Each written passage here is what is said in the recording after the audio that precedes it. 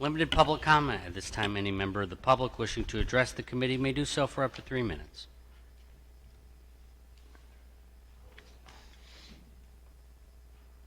Hearing no public comment, we'll move ahead. Marilyn Smith. At this time, the chair would entertain a motion to recommend to the Board of Commissioners approval to schedule a public hearing regarding CDBG Emergency Program Income Guidelines at the regular meeting of the Berry County Board of Commissioners on July 13th, 2021, and after a public hearing to approve the CDBG Program Income Emergency Repair Guidelines. So moved, Gibson. Second. Motion is made by Gibson, supported by Connor. Discussion. Do we have Marilyn here? Marilyn, would you like to come up and share what this program's about? There's a microphone right there.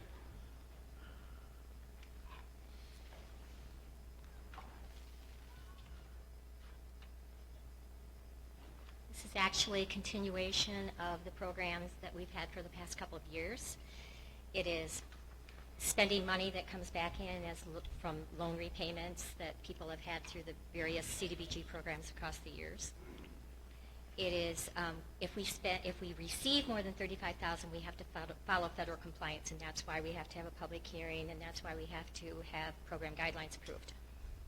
If for some reason we receive less than $35,000, we don't have to have a public hearing. We don't need program guidelines, but this year we received much more. I checked with Sue Vandekar before the end of June, because we have only from July 1st to June 30th to spend the money from the previous year.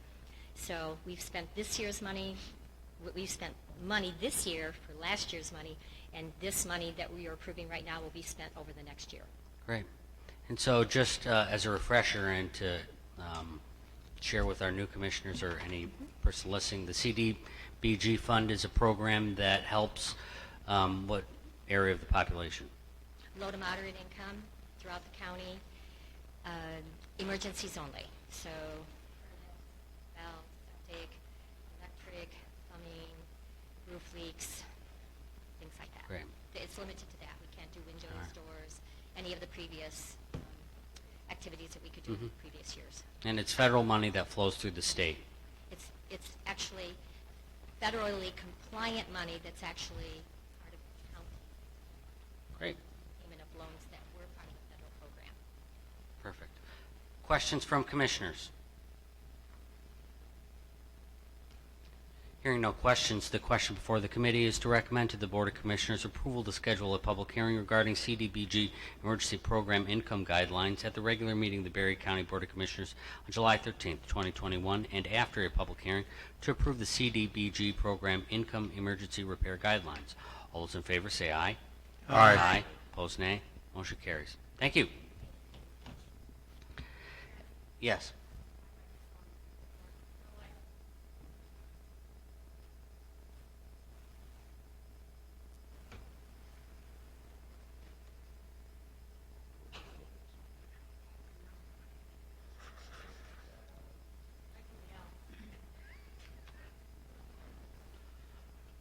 We'll take a 3-minute recess without objection. Hearing no objection, the board is at recess. Huh? No?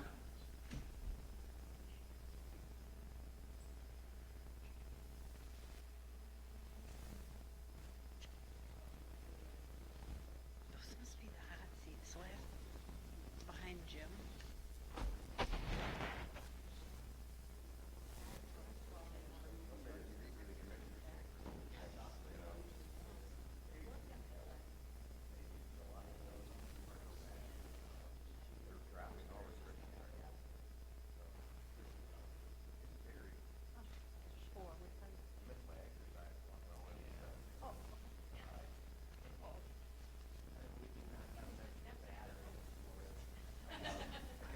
Just ask Dave and Catherine for a minute.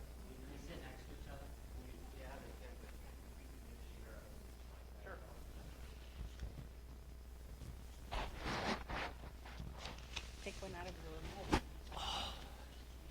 Isn't that what all the kids do?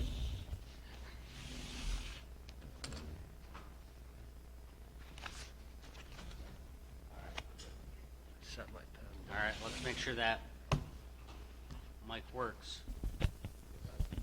Test. Guys, gonna do a duet just to make sure it works. Testing. All right. Committee will come to order. At this time, the chair would entertain a motion to recommend to the Board of Commissioners approval of Budget Amendment 21B. So moved. Support. That Gibson. motion, that motion is made by Smelker, supported by Gibson. Discussion. Good morning, Michael. Good morning, everyone. Yeah, this is the second budget amendment of the year. It is in the standard form that our amendments and the budget's presented.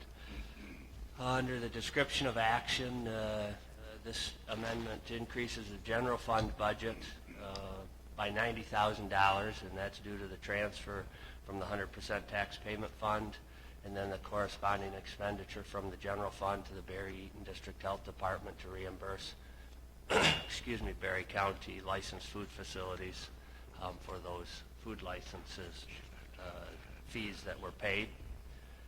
Other general fund expenditure amendments result in a net zero change to the overall budget amendment and include a transfer from contingency to the Register of Deeds budget.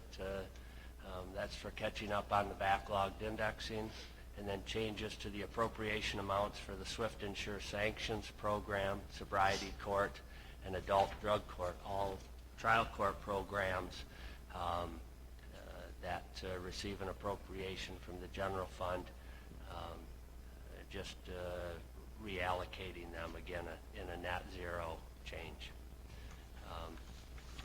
We then also have special revenue fund amendments, which include changes to some based on actual grant amounts received versus what we requested and estimated.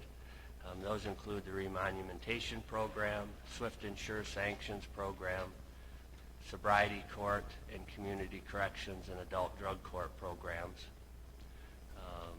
The airport expenditure budget has an increase for the fencing project that was approved by the Airport Commission, and an amendment to the McEwen Bridge Construction Fund for improvements at the park that were required to make the McEwen Bridge Park ADA compliant. The final is then the 100% tax payment fund transfer out at $90,000. So I'd be happy to walk through the detail. Pages 2 through 4, 2 through 7 are related to the general fund. The revenues come first, and then the expenditures. And then the remaining pages are relating to the special revenue funds. So I'll stop for just a minute and see if there are any specific questions, or if the board wants me to go into further detail on any specific area. Any questions? This is our second budget amendment of the year. That does not mean that we budgeted incorrectly when we passed this budget, but throughout the year we make tweaks, just like a big ship moving through the water. You know, you steer just a little bit to get it on course. In the past, when I first started, we did budget amendments like once at the end of the year. It was rather long. And I appreciate you saying the Budget and Accounting Act that governs our budgets requires that we make budget amendments periodically and as we become aware of them. So it's a good point. Some people wonder why we make amendments and changes. We are required by law to do that as they become known to us. Great. Are there any questions? Hearing none, the question before the committee is to recommend to the Board of Commissioners approval of Budget Amendment 21B. All those in favor say aye. Aye. Opposed, nay. Motion carries. Thank you, Michael.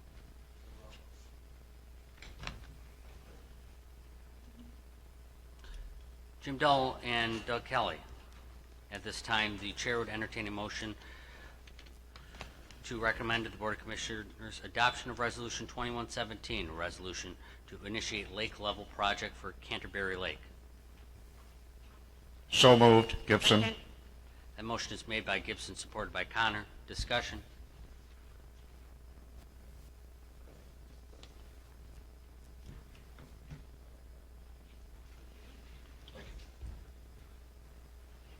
Thanks, Jim. Thank you. Doug, you're going to have to share the microphone with Jim.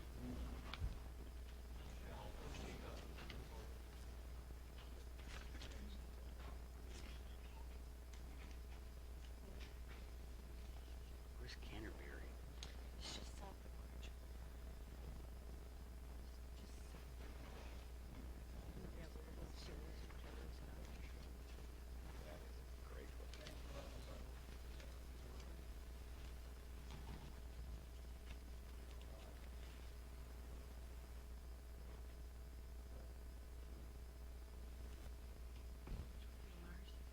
Can we switch the clerk's mic? There.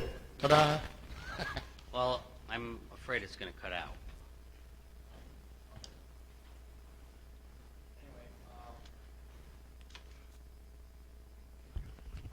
I'll give you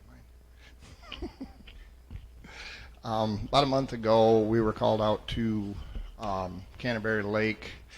911 got some calls. DNR got some calls that the lake was dropping.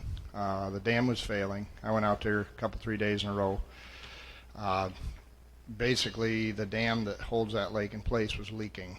There's a 18-inch culvert that drops down, serves as a control structure.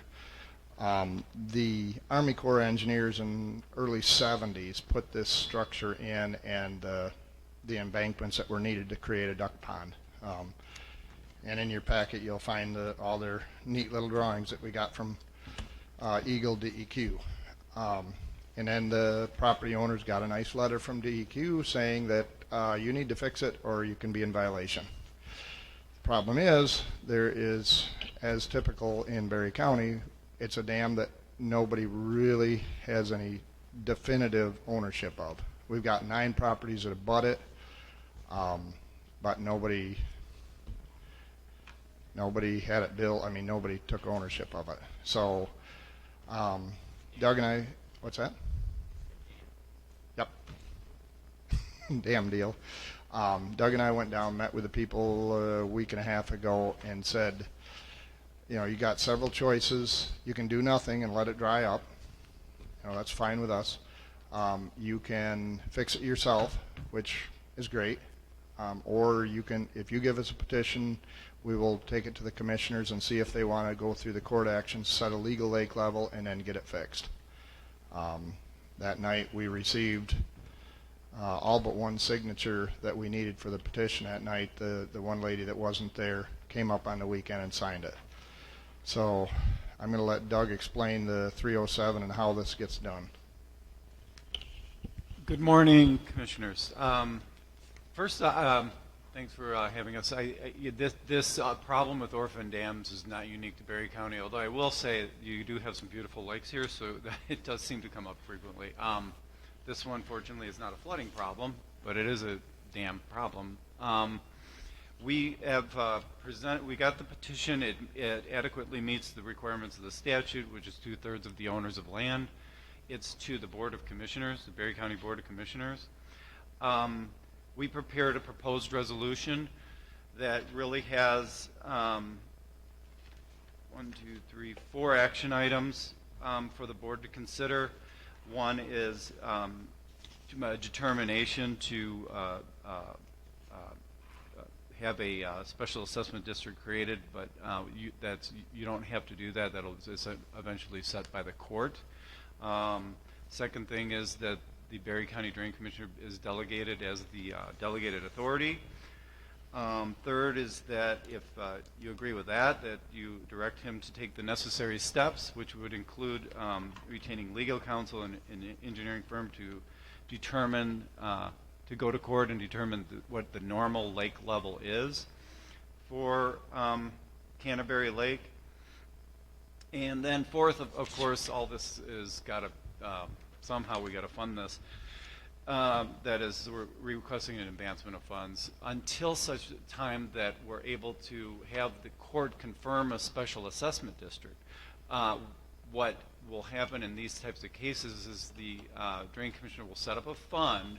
Any costs that are incurred will be accounted for, and any advancement provided by the county will be repaid when the special assessment district is created and confirmed by the court, no appeals taken, hopefully, and then we'll be able to reimburse the county for that advancement out of a special assessment to the benefiting lands out there.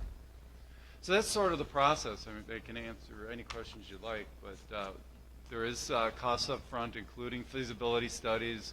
You know, what does the dam look like? We got to get to court. We got to figure out what the lake level is. We need engineering for that. Somebody's got to prepare the petition to court, and you know that's going to cost them a little bit of money. So once we get there, then we'll have a special assessment district and be able to pay the county back. So the dam is failing, the water is dropping. Oh, Paul Spicer and Scott Pavlak went down there. Spicer had done the last inspection way back in 2005.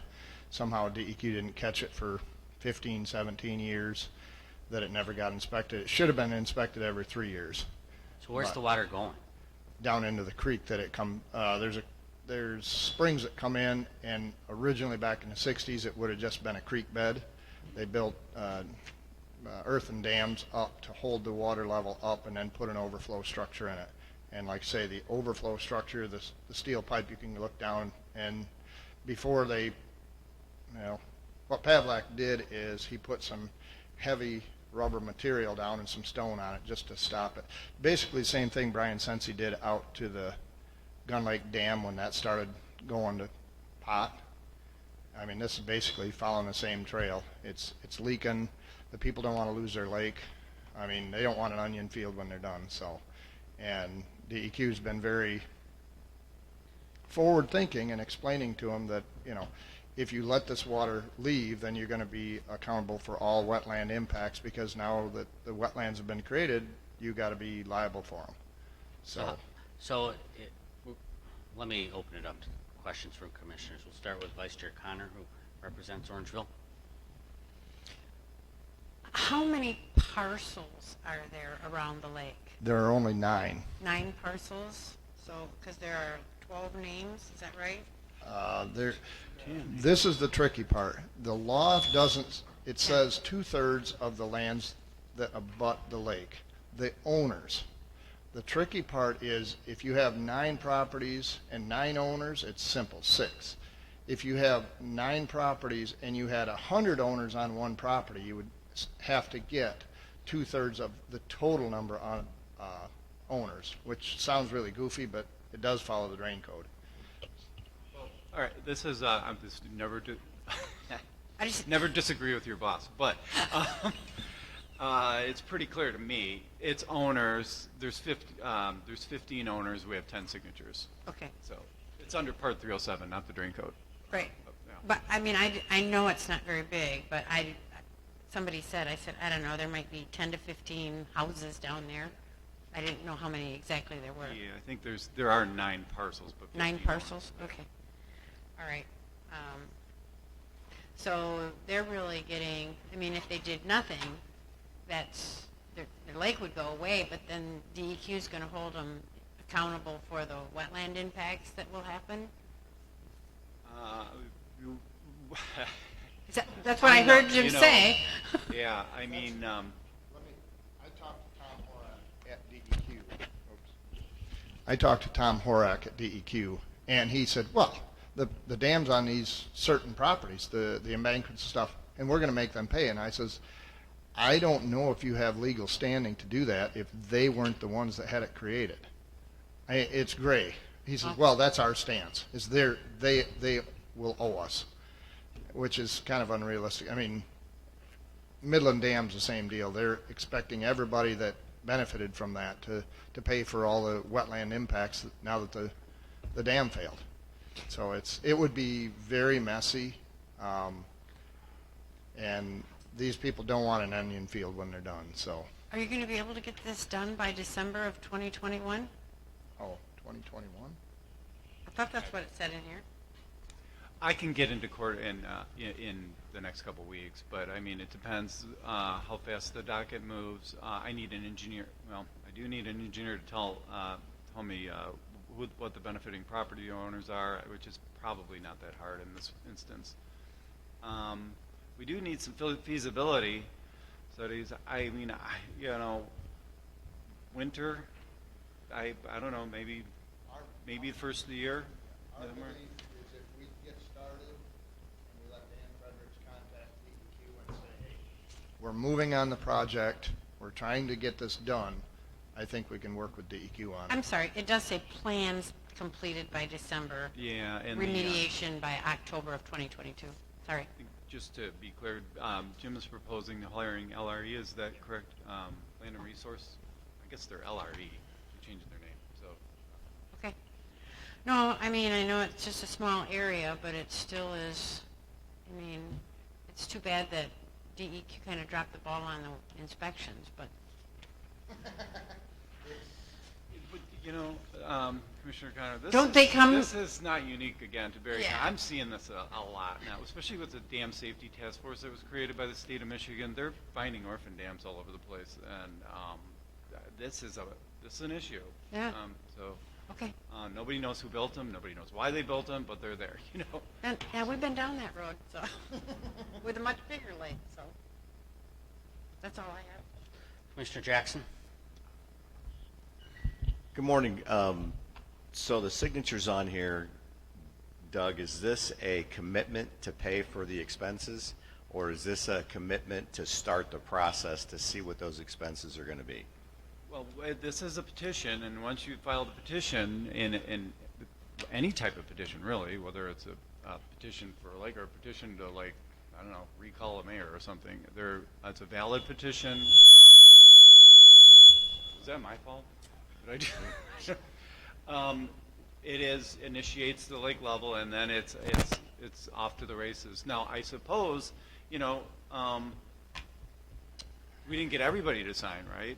So I don't know if all the other people are on board or not, but once you're in, it's sort of like, it's no different than Gun Lake. I mean, it is, the special assessment district is created, and then the assessment is levied, and I believe it's on their December tax bill. Okay. Now, my concern was we're asking the county to advance funds to cover the cost of the determination and some inspection to see what needs to be done. And at some point, if that comes back in and they go, whoa, we didn't know it was going to be $300,000, we want out, is the county stuck with paying those fees up front that they no longer want to participate in? Can they back out of this, or is our commitment approving this, is it official that the county will be reimbursed regardless if this project goes through or not, once they actually see what the cost is going to be? So the way that would work, Commissioner Jackson, is I suppose someone could come into the, we'll notify all the riparian owners that there's a court proceeding. We have to do that at least 21 days before the hearing, so they have time. They could challenge it and say, we don't want this, we want to stop it. In the legal world, I suppose anything's possible, but it seems this is a valid petition. Okay. I don't see a court overturning it. I've been wrong before, but a few times. But I don't see this process stopping. They do have the ability, a landowner has an ability to appeal whether or not they're in the district. Right. Considering these are all lands that abut the lake, then I don't know how you could argue you don't get a benefit from this. Different from Gun Lake, where we actually did have some lands that were not on the lake. I think we assessed a boat shop, a party store that benefited. So this one is more, the good thing is it's all of them abut the lake. The bad thing is with Gun Lake we had over 1,000 properties, so defraying the cost was smaller. These people are this is $1,000 per property per year for quite a while. But this petition is a commitment to pay for the expenses that the county is forwarding. I'm sorry to interrupt. Yes, it is. Okay, thank you. You used the word district in your last statement. Just to make it clear, this is not creating a special assessment district, or is it? No, the court will eventually create the special assessment district. Okay, So. thank you. Commissioner Getty? I don't have any questions. Thank you. Commissioner Campbell?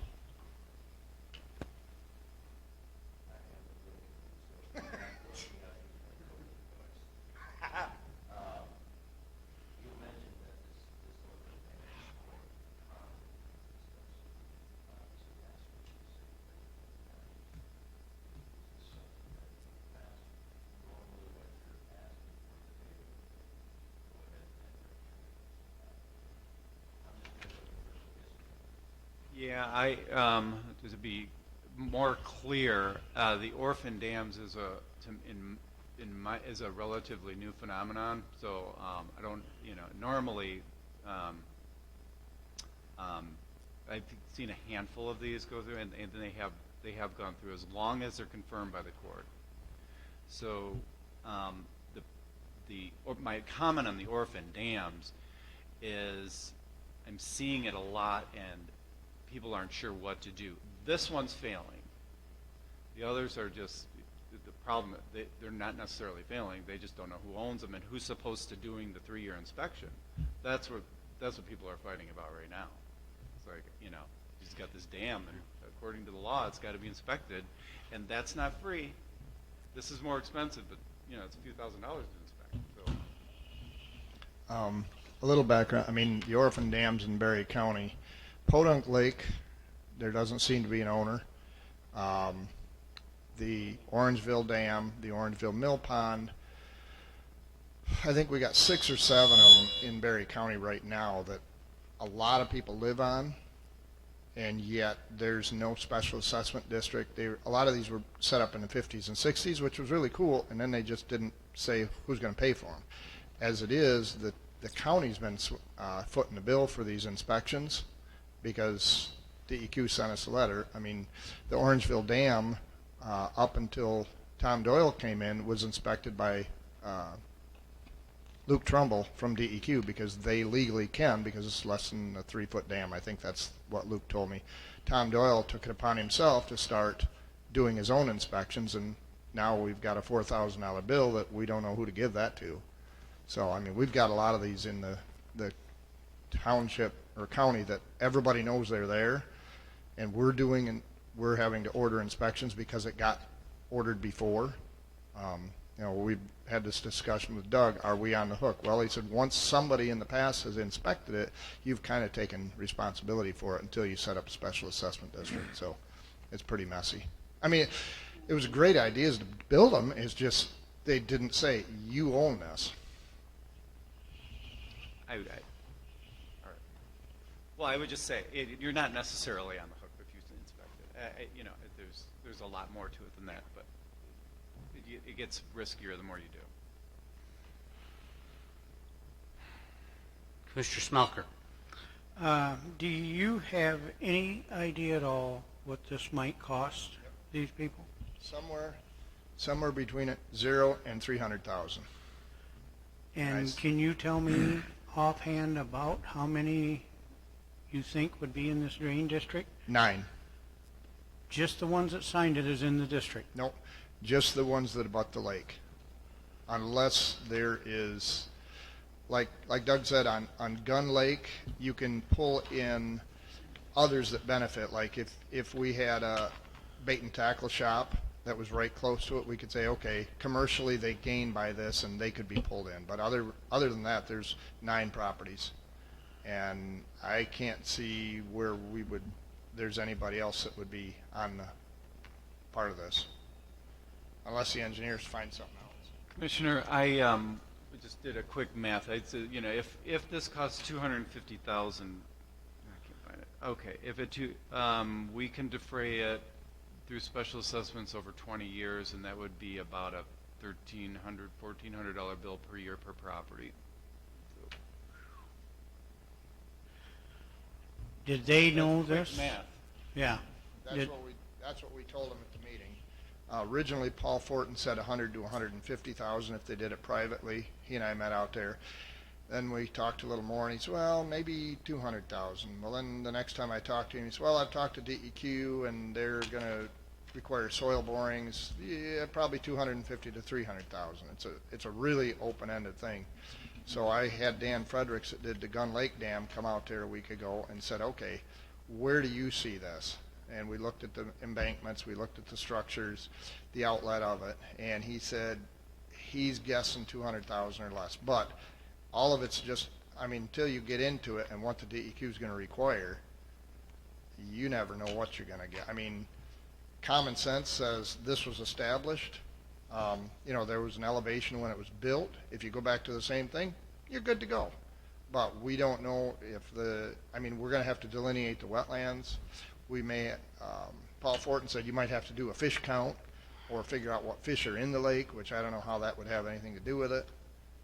But with DEQ, they require some, yeah, he said.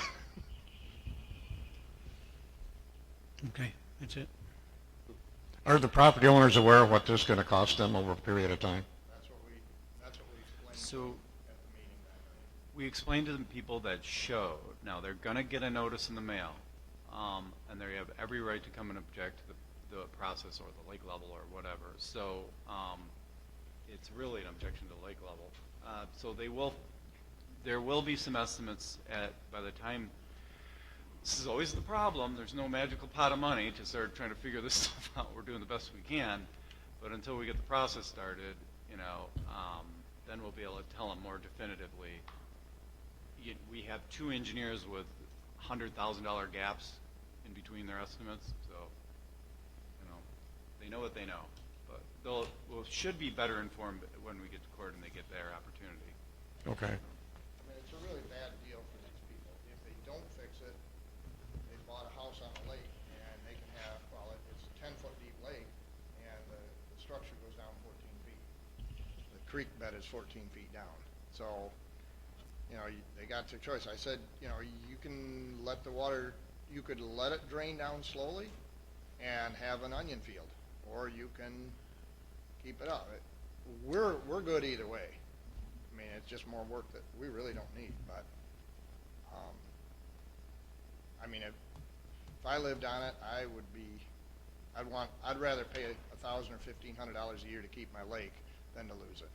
But it's 100% on them, and that's why we got as many of them there at the meeting. Some of them didn't sign the petition because they said somebody else should pay for it. Well, I understand that, but some of these things, it'd be nice if it had been handled differently in the past. So. Doug, does Part 307 mandate the Board of Commissioners take any sort of action when a petition is presented? Well, it does say upon receipt of a valid petition that the Board of Commissioners shall initiate the necessary steps to determine a normal lake level. It does use the word shall. What it doesn't say is how you're going to pay for it. There's two options that I see. You can get the money from the property owners up to $10,000, or the county can do an advance on the money. We haven't gone to the property owners to tell. Well, we brought it up. They weren't exactly thrilled with that idea. So, and they weren't all there. So, most of them were there, but those are the options, really. Thank you. What are the board's wishes?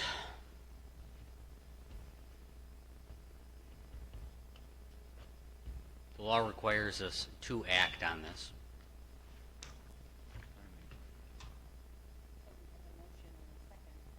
Is there any other discussion?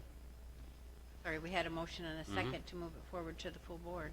Right. Is there any further discussion? Hearing none, the question before the committee is to recommend to the Board of Commissioners adoption of Resolution 2117, a resolution to initiate lake level project for Canterbury Lake. All those in favor say aye. Aye. Opposed, nay. Nay. Motion carries. Thank you. The next item is the American Rescue Plan Act request. Jim, you want to describe what that is?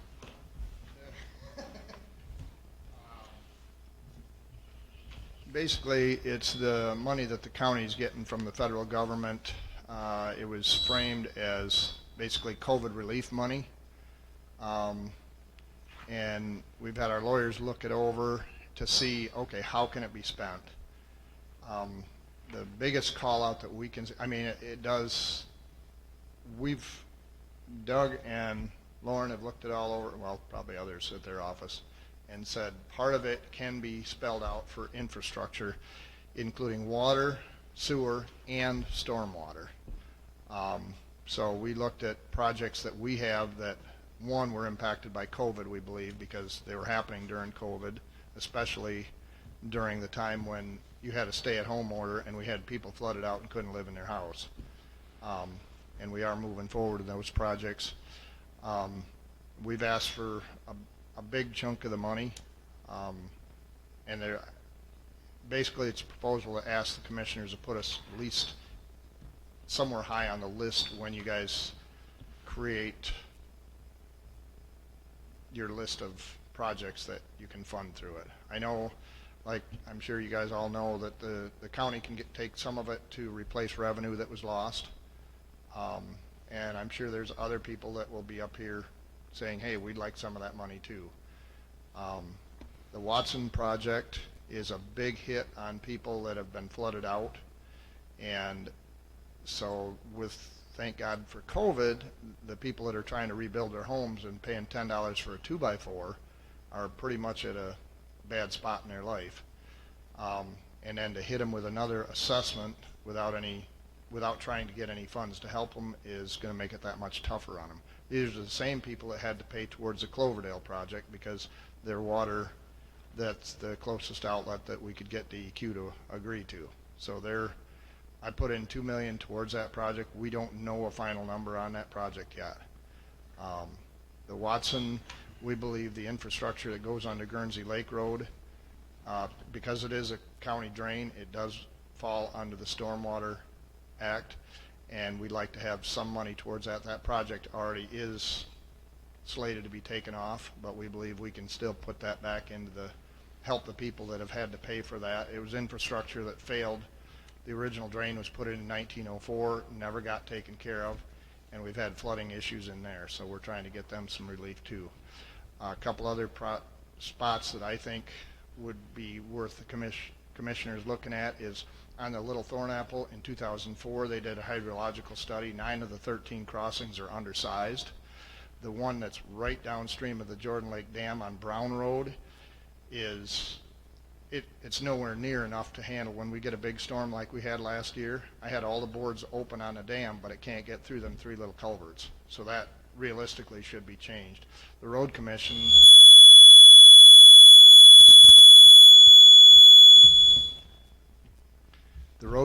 will be 100% on the hook on that crossing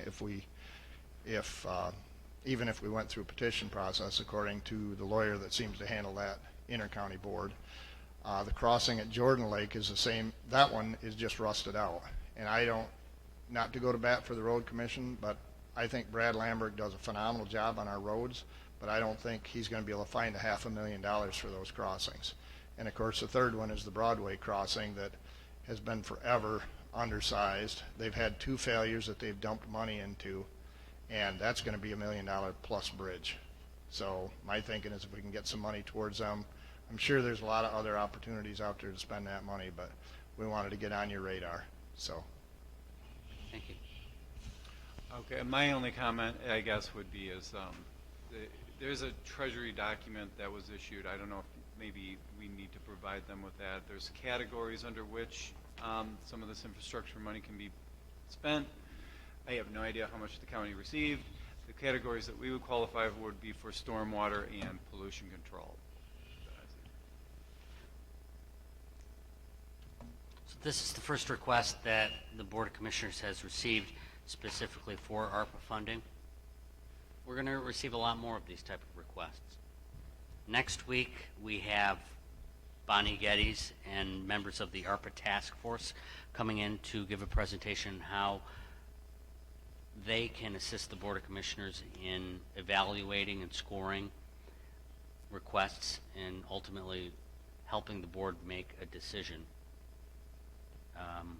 on how best to spend these funds. The task force does not make decisions for the board, but helps them recommend it based on the board's priorities and wishes. So if we're interested in using that group and evaluating all of the proposals, it might be best to wait on this. What are the board's thoughts? There's no deadline on requests, is there? No, you just have to spend it within 2 years, Michael? Funds have to be committed by December of 2024. Oh, Actual expenses incurred by the end of 2026. And I think Commissioner Gibson's question about bigger requests, I think that's part of the task force coming, is to talk about a process for soliciting, if you may, requests. That hasn't occurred. So we do have, I've received a few requests and questions, and I've kept a file folder. So I have those when we do get to a process and the board gets to a point where they're ready to solicit or get those asked for input. But that hasn't occurred yet. and so I'm assuming this would be, you would break these into separate requests, right? You can either way you want. Questions or comments? Yeah, I think this should go to before the advisory board. Other side of the table. I concur. Table it for the time being, and let's put them all together collectively and take a look at it. Okay. Jim's, I appreciate your forward thinking, but I think that we need to collect them all, go through the process, and look at all of the requests. And I agree. Yeah, we, It's not, your request isn't going to go away. Oh, no, We might no. ask you We to just- break it and change it a Yep. little bit. we want to get it ahead of time. We've been warned by other drain offices that they were late asking for money and they didn't get in there. We did reach out to Peter Meyer's office saying, hey, if there's another stimulus bill coming through, please put our name on the top of the list and anything you can do. They said this money's already been delegated to, whoever's going to get it. But I'm not afraid to ask, beg, borrow, or whatever. So, Well, appreciate the thought and Yep. time that's gone into this request, but. sounds good. Thanks, All right, guys. thank you. Appreciate it. Thank you. How are we doing? Do we want to break for the final report? Yes, please. All right. Sorry. Without objection, the board will stand at ease. I don't know if you saw that or not either. I brought a copy of this for you, just so you can see how hard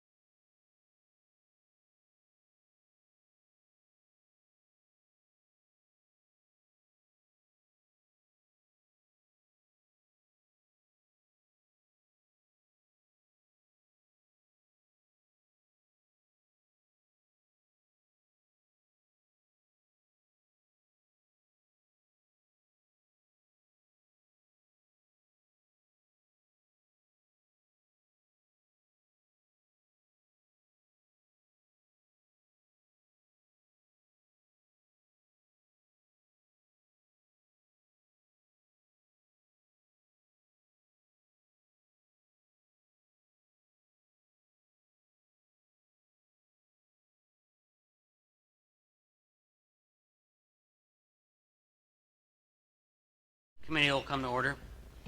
This time we have the county surveyor, Brian Reynolds, for an annual report on remonumentation.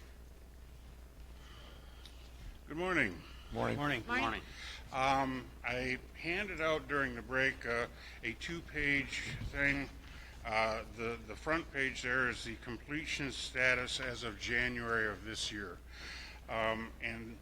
And the page that you're looking at there is simply an update of what was in the county plan, the January 2020 county plan that has been updated with the numbers from of what we completed during the 2020 year, which was 44 corners. The second page there, and we went over this when we were going through the plan that was approved back in 2020. The staff at the in Lansing that administers the remonumentation program are required to file with the legislature every 2 years a progress report. And you see that the data on this one is September of 2019. There will be another report that's filed in September of 2021, and it's kind of unfortunate timing that I'm reporting to you before that report comes out. As I mentioned when we were going through the updated county plan, the numbers that you see that were reported to the legislature are wildly inaccurate. They are mostly, I would say, fictitious. They are based on a guess where the guess just comes out of a very dark place. The difference then, when the report is filed in September of this year, it's going to be based on the numbers that were reported by the counties pursuant to that updated county plan. Every county in the state updated their county plan, and it was a required part of that 2020 county plan that they report actual numbers, the actual number of corners that are part of the plan, the actual number of corners that have been completed. And so the next iteration of this report is going to be much, much better than this one. You'll see, for instance, for Berry County, they have a number of corners that were, in the county part of the program. They show 2070. If you look on the front page, we have in our county plan 1978. Now those numbers aren't all that far apart. What you will see there, though, is that they are reporting that we have 2,232 corners completed, and that we're 107.8% of the project done. Clearly, that is not at all accurate. What they have done is they have taken each and every recording that's been done under the remonumentation program and counted that recording as a separate corner completed. But the fact is that there are many, many corners that have been recorded 2 times or 3 times, and in some cases 4 times, because the corner record needs to be updated every time there's a major change related to the corner position. And those major changes mostly come in the form of road construction, so that when there's a new paving project, the corners along that project have to be re-recorded, and so that really accounts for the wildly inaccurate number that's shown on there. Again, I expect that the next report to the legislature is going to report actual numbers, not wildly inaccurate numbers. In the year 2020, we completed 44 corners, And when you look at the front page there, the unfinished corners yet to be done in Berry County amounts to 484. Well, Commissioner Gibson loves to ask the question, when will this be done? And we can only guess. When will it be done is determined in great part by the funding. We get as much done as we have funds for every year. If we were to maintain the pace of 44 corners per year, we would be done in about 10 or 11 years. And when I say done, that is with phase one. You'll see the caption on this front page here says completion of phase one remonumentation. That is when each of the corners within the county has been visited and put on record the first time. When will remonumentation be done? Well, it will never be done because the phase two is an organized revisit of every corner on a circular basis, where the corners that had deteriorated so badly, by 1990, we don't ever want things to deteriorate that badly again, and so the idea is that every corner, once the initial remonumentation is done, every corner will be revisited as funding allows. I'd be happy to answer any questions. So remonumentation is the maintenance of the land survey system. How old are most of the corner monuments? Well, the corners were originally monumented by the federal government in Berry County, starting in 1830, and the process was completed in 1827 was when it started, and it was completed in 1831. So the basic framework dates back to that time period. The maintenance of the corners after that really became an ad hoc type thing. If the corner was used by the county surveyor, in general, he would put a more permanent marker in and update the corner records and so on. But that only happened if the county surveyor visited the corner, and there were lots and lots of corners that were not revisited. Any questions for commissioners? Commissioner Smelker.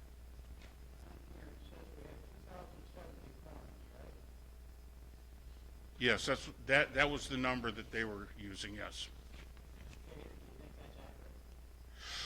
Well, part of the process of the 2020 update of the county plan was to identify corners that we wanted to be part of the plan, and to identify the corners that we wanted to exclude from the plan. There are quite a number of corners, for instance, in the game areas and so on, where the corner does not serve any modern function at all, and it simply doesn't make sense to use public funds where there is no public benefit. So we excluded quite a number of corners for that reason.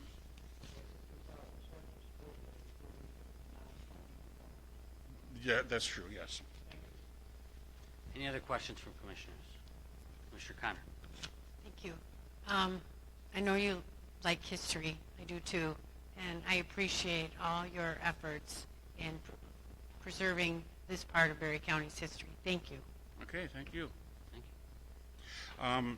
Just an aside, you probably saw in the newspaper, I have sold my business to Whiteman, which is a much larger organization. Just before the sale, I had 3 full-time employees and 1 part-time, and that includes me. In the Whiteman organization now, there are 140 some employees and quite a number of offices, and we're in the process of setting up a Hastings office for Whiteman. The sale of the business does not affect my elected position at all. It is my intent to fulfill the full 4 years of my current term. I think it's probably a pretty good assumption that this will be my last term as county surveyor. I am actively looking for, or trying to identify who's going to carry this on when I'm not doing it anymore, and I'm not making a great deal of progress there. Quite honestly, the work of the county surveyor is a labor of love. You either love it or you don't, and quite honestly, the younger surveyors don't. Thank you, Brian, and thank you for your service. Appreciate all the hard work that goes into completing a report like this. Thank you. Thank you.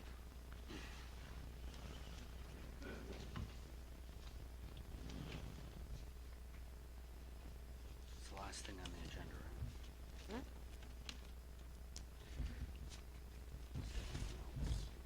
Limited public comment. At this time, any member of the public wishing to address the committee may do so for up to 3 minutes. Hearing no such request, and without objection, the committee will now adjourn. Committee is adjourned.